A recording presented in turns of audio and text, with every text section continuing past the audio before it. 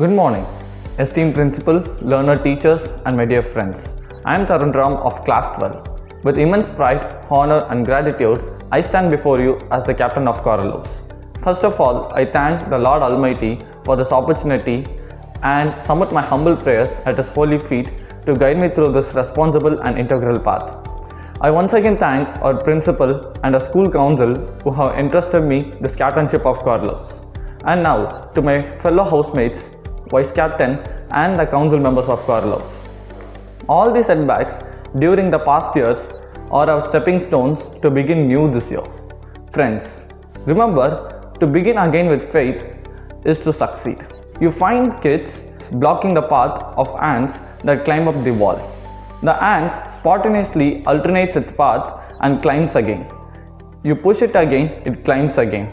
Similarly, whatever may be the obstacle, whatever may be the hurdles, however difficult, we shall try, fight and compete with positivity, believing we can.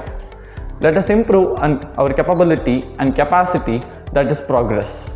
So this year, let our language be together we can. Let each of us have total faith in ourselves and excel as a team.